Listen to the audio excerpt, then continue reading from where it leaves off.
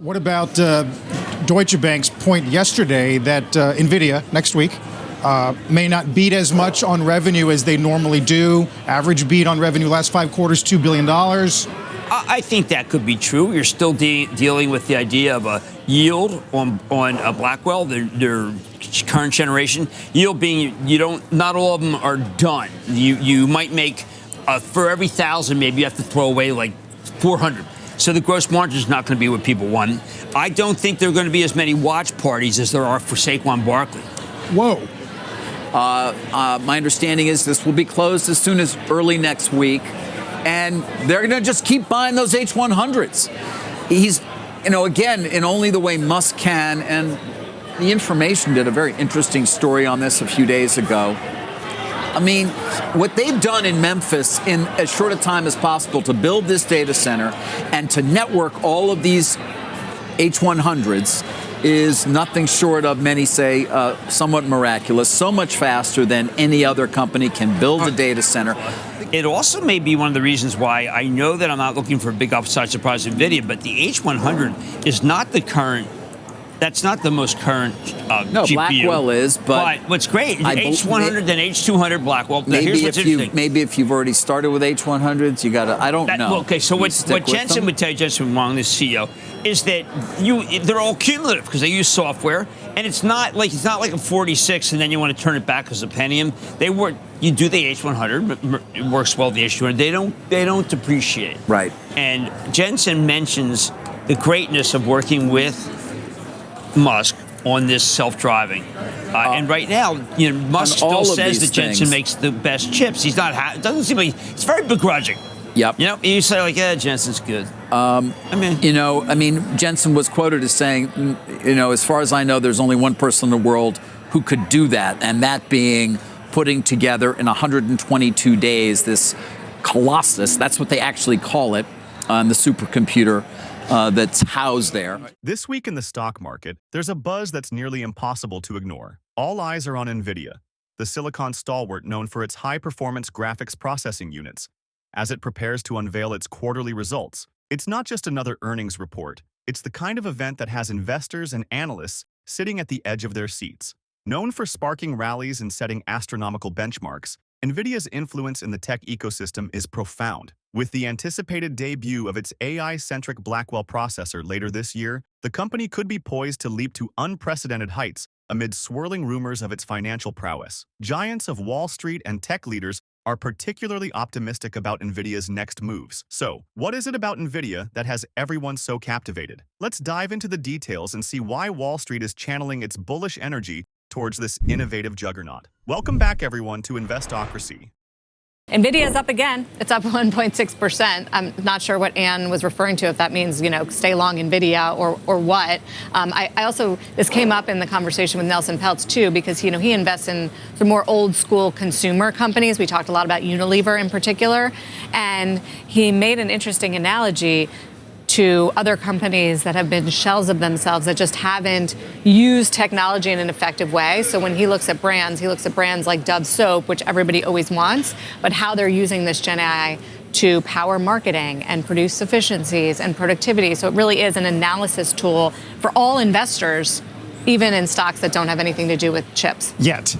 Exactly. And then, of course, Andrew and David showed off their avatars, and that's just what's possible today. God knows what it's going to be like in a year. Speaking of NVIDIA, we are going to get earnings next week. Got 3 interesting calls on the stock today. Opco goes to 175. Ray J goes to 170. Deutsche is really the only net skeptic, I would say.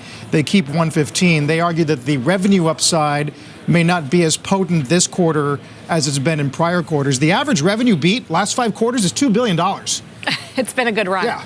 But that's a high bar when it comes to earnings expectation. Nvidia has become synonymous with the field of artificial intelligence, a transformation that pivots from its origins in gaming graphics to an all-encompassing tech powerhouse. The narrative surrounding Nvidia is almost like a Wall Street fairy tale, one where GPUs, originally crafted for crafting realistic game visuals, unexpectedly became the cornerstone for AI model processing. This twist of industry fate led to financial results that would make any investor's heart race. In its fiscal 2024 second quarter, Nvidia's record revenue of $13.5 billion, up 101% year over year, made Wall Street stand up and take notice. For those wondering if these skyrocketing numbers are sustainable, NVIDIA's predictive performance for the upcoming quarters shows sustained vigor, albeit at a lesser explosive growth rate. But fear not, just because the Nitro boost has throttled back slightly, doesn't mean the engine isn't still churning with might. But before we go any further, if you want to keep up with NVIDIA's latest updates and keep up with the stock market's latest news, you can follow our Twitter account. We post multiple times daily about the biggest changes and catalysts in the market, so click the follow button if you don't want to miss the newest market updates. Before I let you go, you just mentioned AI.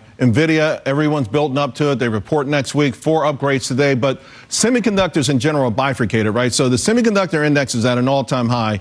Only 25% of the names in that are even above their 200-day moving average. It feels like something's got to give. Either the rest of the semiconductors come back or NVIDIA pulls down.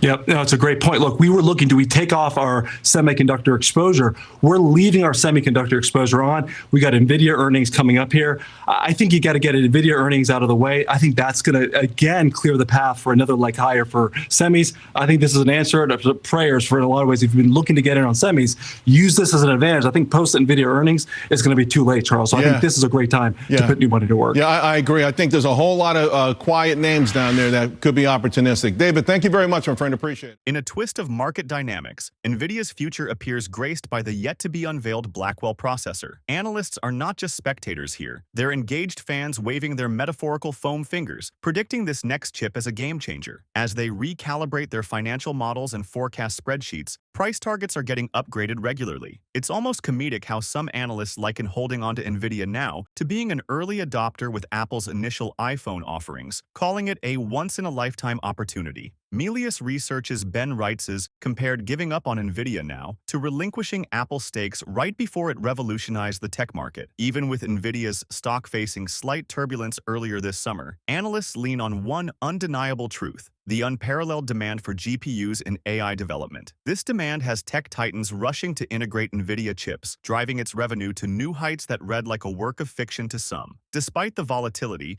and a valuation that might prompt double takes, NVIDIA's staggering growth figures and innovation history justify its premium standing. Investors are urged to weigh these factors with neurological calmness coming November 20th when NVIDIA reports its results. The stakes are high, with Wall Street poised to adjust its narrative based on NVIDIA's reality check. But before going any further, if you made it this far into the video, thank you. These videos take a lot of effort and time to make, so if you enjoyed them, please hit the like button and subscribe to the channel. This goes a long way in helping us grow. That said, back to the video. Let's talk about that rotation, Tom, and the extent to which there's still a long way to go if you're looking at the valuations of some of those sectors that haven't done so well in recent months and years, or whether things have bounced enough across the board that you start to get a little bit concerned about valuations for the entire market, not just the NVIDIAs of this world.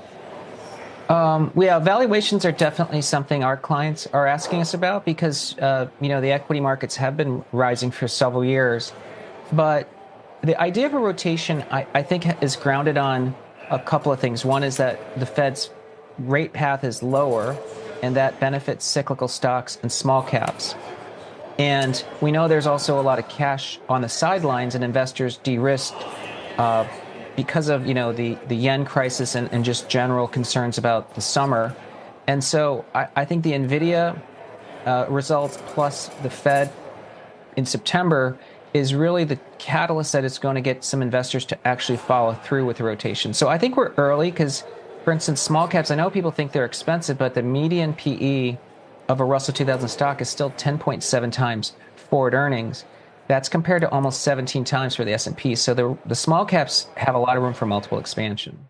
To invest or not to invest? That question seems rhetorical in the given market conditions surrounding NVIDIA. Despite its current stock being roughly 10% off its all-time high, the target is clear: an optimistic ascent propelled by continuous innovation and strategic corporate foresight. NVIDIA remains a compelling investment, especially for those seeking a steady upward trajectory rather than explosive, unpredictable gains. Analysts forecast ongoing impressive revenue growth, predicting NVIDIA's financial scepter reaches even greater heights in fiscal 2026, with projected earnings marking vast potential for its stock. Wall Street's itch for NVIDIA signals more than mere hype. It's rooted in robust expectations and the promise of consistent market outperformance. With future growth forecasts appearing exceedingly promising, NVIDIA beckons as the stock to watch, if not buy. Do you see yourself joining the ranks of current investors or sitting on the sidelines observing? How do you perceive NVIDIA's potential in shaping the future of AI-driven market dynamics? It's time to weigh in on this stock market spectacle that's as thrilling as it is professionally enticing. And finally, if you would like to know what companies like NVIDIA have been up to these past few days, go ahead and click on the next video on your screen.